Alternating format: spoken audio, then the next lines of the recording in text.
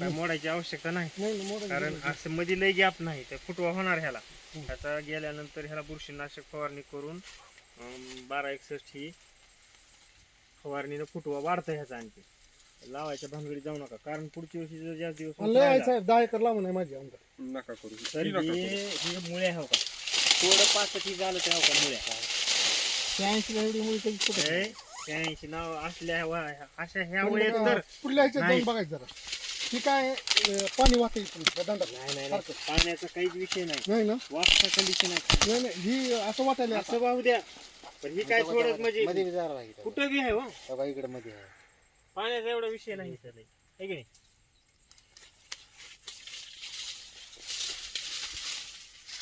तुम्ही बेन आता बेन लागवड करता का रोप लागवड करता?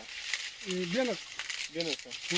तुम्ही बेन दुसरं कुठलं तरी सर्टिफाईड बेन बघून तीच लागवड करा. ही बेन वाढू नका तुम्ही. आता हाय ती फक्त फडवा घ्या, रामराम टोकायला वाढून तुमचा बी उपयोग नाही त्यात.